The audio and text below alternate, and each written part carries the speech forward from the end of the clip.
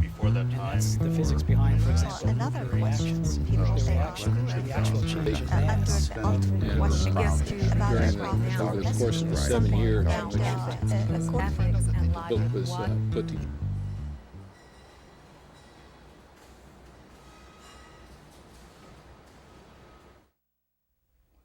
It was Carter G. Woodson who wrote, "The mere imparting of information is not education." Tonight, a conversation with Dr. Ahmad. He is the director of the Minaret Freedom Institute, and Dr. Teresa Bridger, chair of the Department of Education for Teachers at Prince George's County Community College. At Focus, Education and American Public Policy, right here in the Scholars Chair.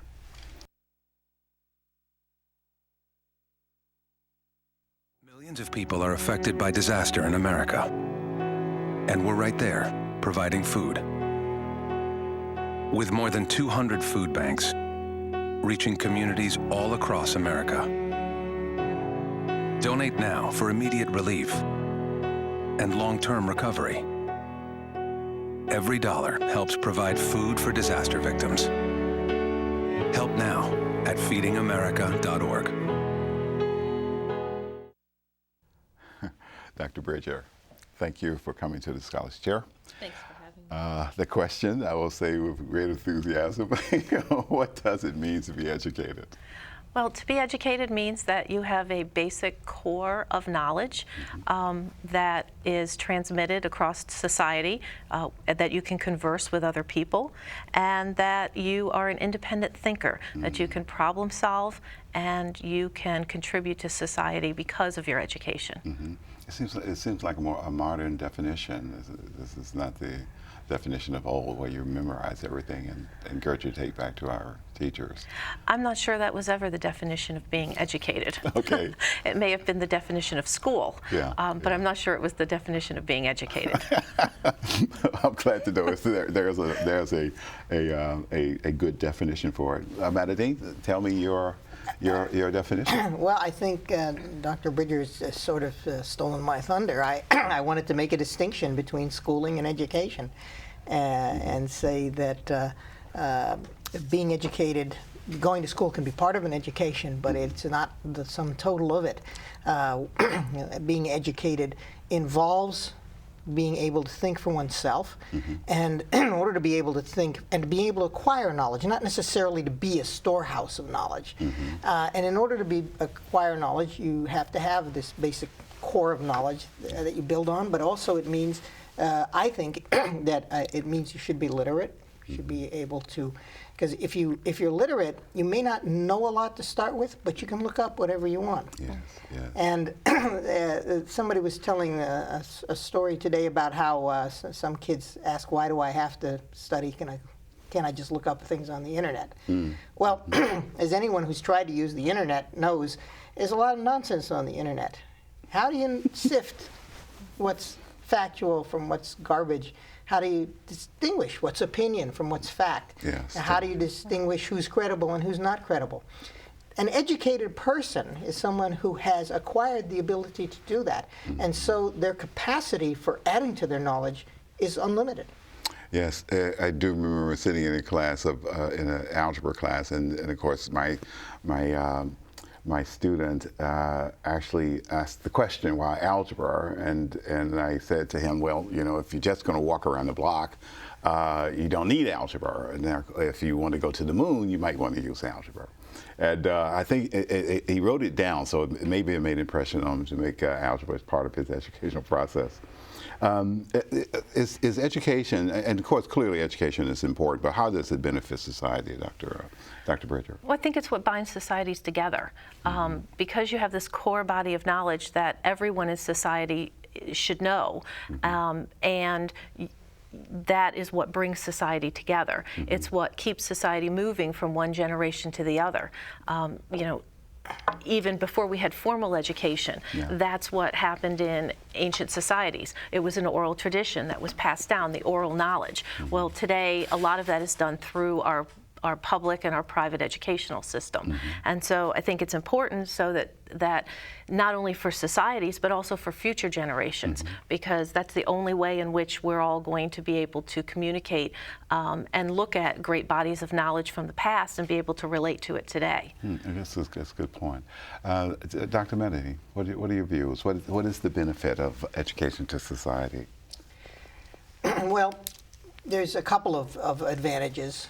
First off, I think that as part of the cultural glue that holds society together, for people to have a certain shared knowledge is a starting point that enables people to interact and provides a lot of lubrication to society. But also there's an issue of productivity. I think the more educated people are, the more productive they can be. There's also the matter of being critical about society. In order to be critical, you've got to be educated. Ignorant complaints do not constitute constructive criticism. So society really benefits from the degree that the people in it are educated. So you think that our investment by government sources as well as foundations is actually helps society. So it's not wasteful spending. It's Well, some of the criticism. that depends on the particular spending. It can be wasteful, but as a general rule, education is one of the better places to put your money. I'm just kind of being a libertarian. I'm quite a critic of government spending, but the fact is, studies have shown that the one area where subsidization does yield benefits to society is education. The only problem is, again, you want to distinguish between education and schooling. And so if you over-school people, you're not necessarily giving a benefit to society. And I think one of the biggest problems we're having in society today is the excessive number of people who are going to college for whom it's not a benefit. It's had a social negative effect. There was a book back in the 1950s called Sheepskin Psychosis. The author, whose name was, I think, Keats, said that there are only two reasons why anyone should ever go to college. Either work you want to do requires it, or you're of that academic temperament where you can benefit from that higher education.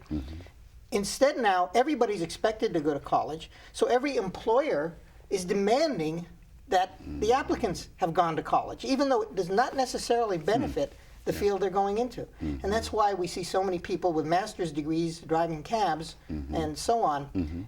It's kind of a case of supply creating demand. And it's not, I don't think that has been a good use of money. So yes, there are cases where people should get additional schooling, but that schooling perhaps is better geared towards training for fields in which they want to work.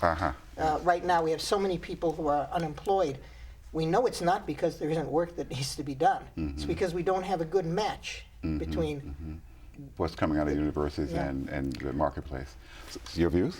Well, I think to some extent I agree, but in other areas I don't, because the studies do show that the higher education you have, the more income you achieve over your lifetime. And yes, some people are not college bound, and maybe what they want to do is not college, but there are trades, there is advanced education. And I do think that the more you spend on education, if it's well spent, the bigger your return is.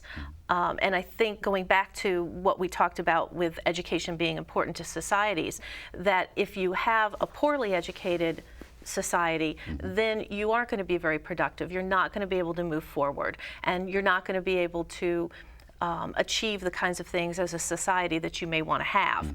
Whereas if you can educate people at a minimum level, in our society that's starting to be a 2-year or a 4-year college degree, but at least with a high school diploma, we do know that people that have a high school diploma do better in life. They do better with employment, they do better with productivity, they do better with income over their lifetimes. At least they have the potential to do so. Yes. Yeah, because we have a lot of people who are not going to school at all and doing some amazing things economically. I was just curious. So, do you think the public investment into education is obviously warranted? And Well, again, you have to look at how the money is spent. I mean, we do know that you get your biggest bang for your buck when you're looking at early education. You know, if you can educate children at a young age and you can deal with deficits, children with disabilities, and you can work with young children, we know that that window of growth is there. As a society, that's not always where we've put our money. In the past, we spent an awful lot of money looking at high school graduation and looking at it from not a birth to 12th grade, but a 9th to 12th grade issue. And it's not a 9th to 12th grade issue, it's a birth to 12th grade issue. So if we put our money when children are young, we can give them that good foundation. And I think that's not just true with education, it's true with society. As parents, as families, as communities, as faith-based programs, everybody needs to contribute to that base so that when children begin their formal education, let's say in public school, that the money there can be spent on good teaching, small class size, advanced programs, making sure that there is materials for students, not necessarily technology, but science materials, math manipulatives, art materials. Make sure that you have a music program. We know the fine arts increases cognitive abilities. So yes, if you invest wisely in education, it's a wonderful way to benefit society. Are there ways that we don't use that money wisely? Right. Yes, of course. And in that case, we need to change those. But I think overall, education is a really good place to put public money to get the biggest bang for your buck in terms of future societies. Let me do this for my audience, since you're a new guest to the Scholars Chair. Your title is the Chair of Teacher Education at Prince George's Community College. Just to make sure it gets to the air and gets on properly. Dr. Ahmad, I wanted to follow this question up with you, just regarding the notion of Islam's historical appreciation of education. I just wanted to see what your thoughts were about it, because I mean we know that much of the Islamic world is trailing the developing world for the last decade or so, or maybe a few hundred years maybe. But I wanted to get your feeling about Islam's contribution to our educational knowledge, or knowledge of education, I should say. Okay, well, I guess there's three parts to your question, at least I choose to read it that way. The first is about the Islamic attitude towards education. Another question would be the contributions towards education. And the third is the situation in the Muslim world today. So with the beginning part, the attitude of Islam towards education is extremely pro-education. The very first word of the Quran is read. And that is, as I said before, reading literacy, that's the door to unlimited knowledge. And what's interesting is that when one goes on in that same verse, after saying read, it says, in the name of your Lord who created man from things that clings, truly your Lord is most gracious, who has taught man by the pen that which he did not know. A reference to man's ability to have exogenous knowledge, which is unique to man. We used to say man is the animal that speaks. Well, now we know that, ants speak with pheromones, and bees speak with dancing, and dolphins can talk, and whales sing in a very in a language so advanced that Jacques Cousteau claimed that they were smarter than people. But none of these can open a book or a magazine or write a love letter or or go searching for stuff on the internet. This is a uniquely human trait in the animal world.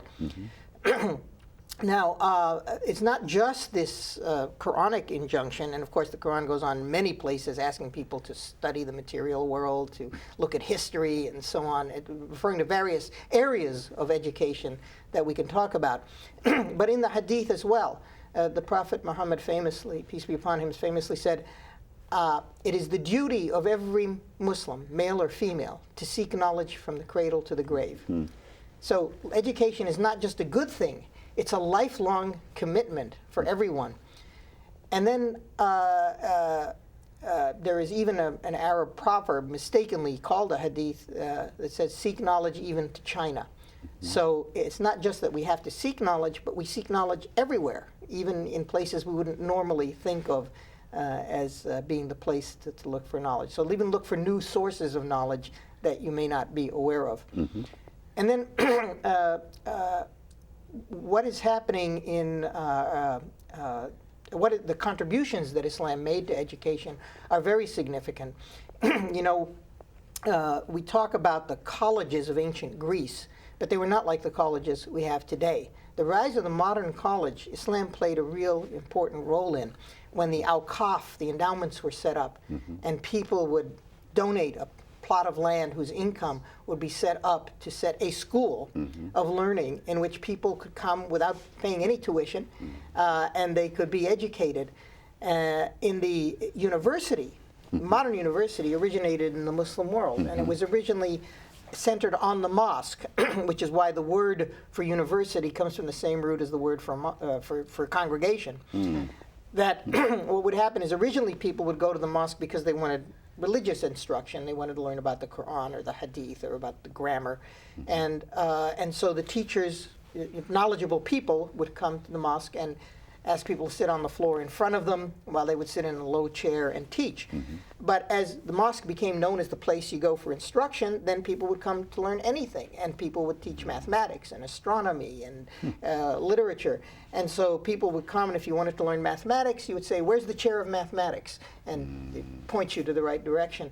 That terminology is even still used in modern universities. We still have the chair of mathematics, even though there's no chair there anymore. Right. But it's still used. So in many ways, and the most important from my point of view was the concept of universal literacy. Even today, when the state of education is not what it was in the classical or the golden era of Islam, at least even today, it is believed that it is a responsibility to teach students how to be able to read the Quran. And if people are taught to read the Quran for meaning, they are going to be very literate, because there is a core vocabulary of about 6,000 words in the Quran. And 6,000 words is a lot of words.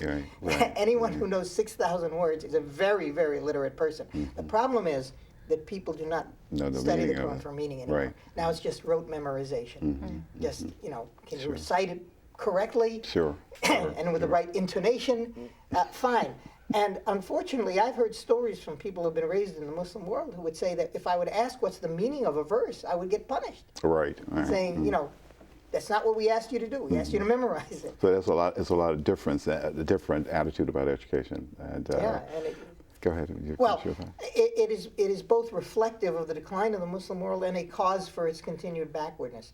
If they want to change things, the place to start is to change it from there. Take these Quranic schools and say, you're going to read for meaning. We're going to talk about each word, its root, why this derivation has the connotations it has. And after you learn to read the Quran and understand it, you're going to go out and you're going to be able to read anything and become educated in anything you want. It's amazing.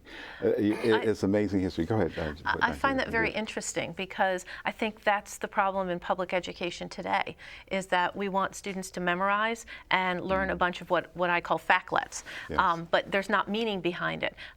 We don't ask them to find the resources. We don't ask them to look for deeper meaning. We want a certain meaning, but it may not necessarily mean a multitude of meanings. So we're looking for things that are very black and white. We're looking for very basic information. And that's sort of what the entire testing movement has set up. That may not be what it was intended to do, but that's what it's set up. So it's interesting that you say that that's what's happening in Islam as well, because that's what we see happening in public education, and I think that's led to our decline in terms of being productive and being able to compete, especially in the math and science areas where you need a lot of problem solving. Interesting. Tell me about, in your opinion, because you're seeing at least a large scope of young people that are showing up at the community college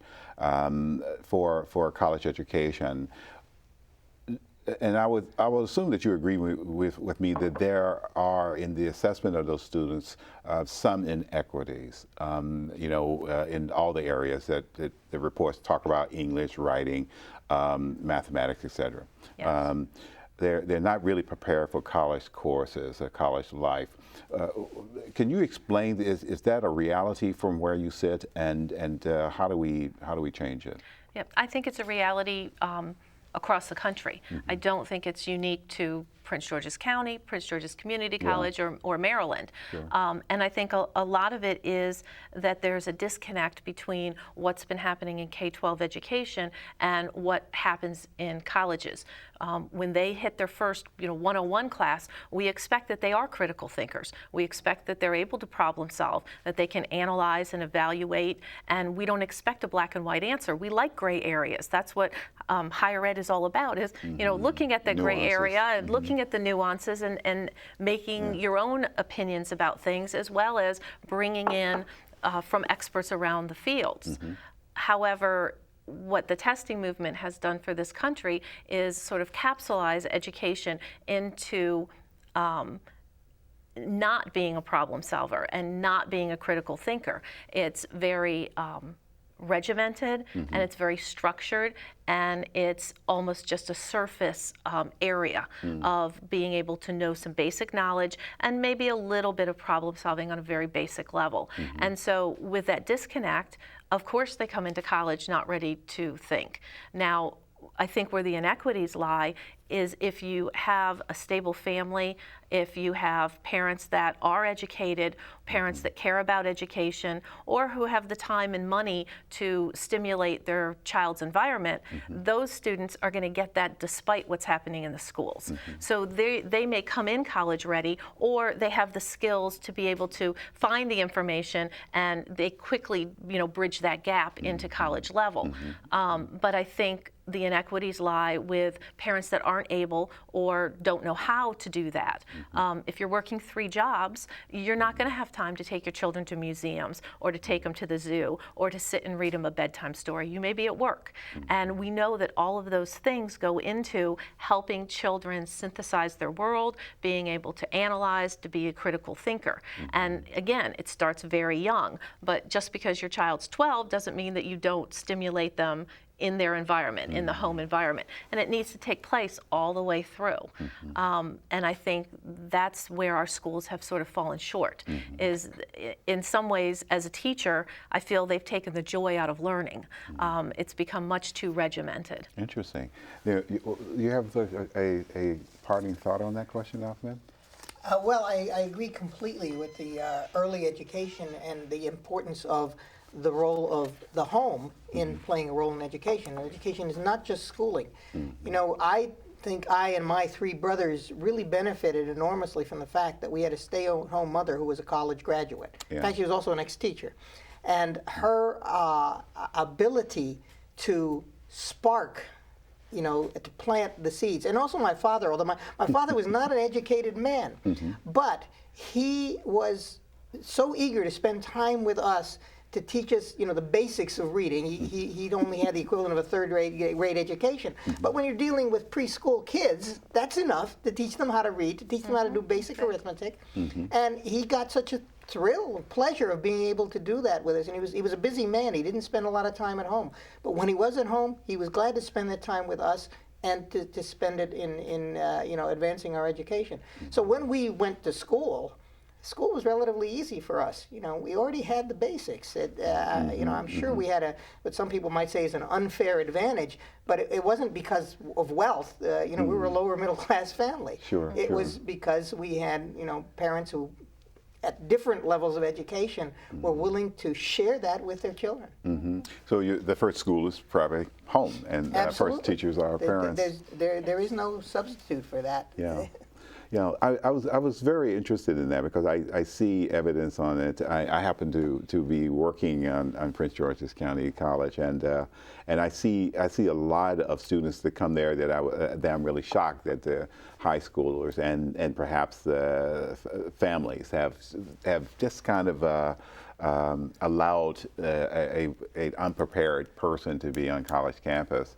And I never will forget actually experiencing where the student woke up and, I mean, just in the middle of class and recognized that they were not prepared and got angry and started shouting at the teacher, you know, that you're going too fast, you know, we're not ready to receive the data that you're giving us. And he just very courageously told the students that, you know, I have a certain amount of time to teach this information and I don't have time to go back and bring you up from high school. And that was very shocking to me, and it was also very sad. But our educational system, particularly in elementary and the high school level, is really failing our kids at a very horrible rate, I think. And I think 30% of the population not performing to grade level is very shocking. Do you disagree, or? No, I do agree. I think there's a lot more we could be doing in our schools, and again, it's very uneven.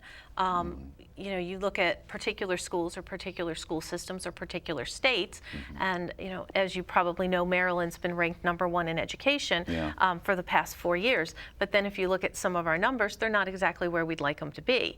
And so, I mean, I think there's always room for more.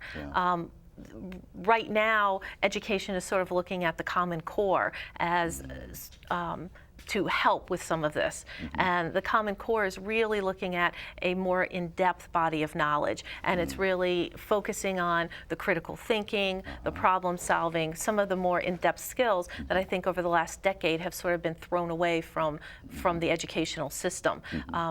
And so we're hopeful that with Common Core, that will help teachers at the K-12 level be able to delve into some of the more intense and more important skills rather than just the surface skills, and that will help students make them more college ready.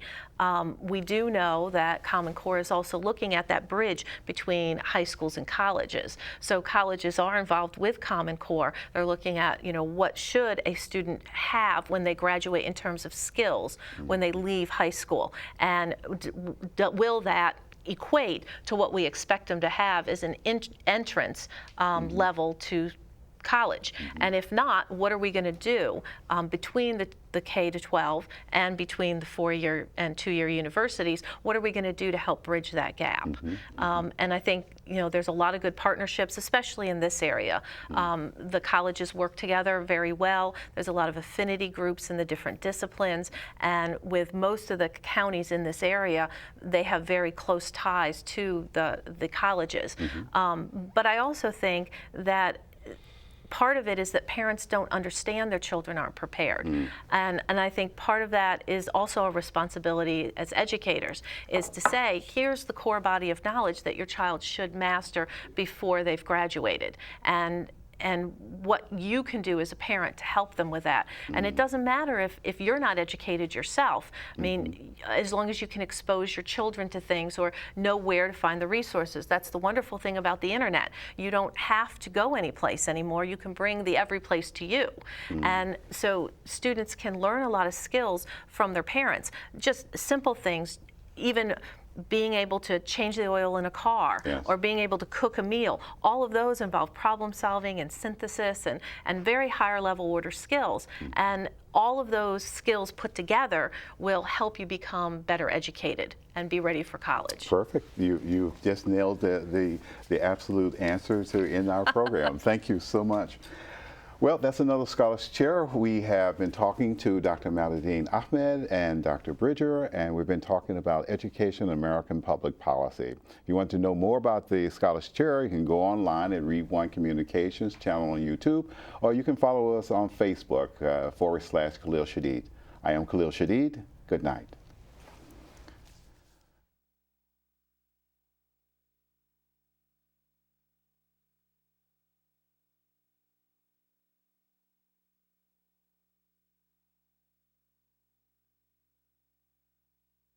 Hit it, hit it, hit it, hit it.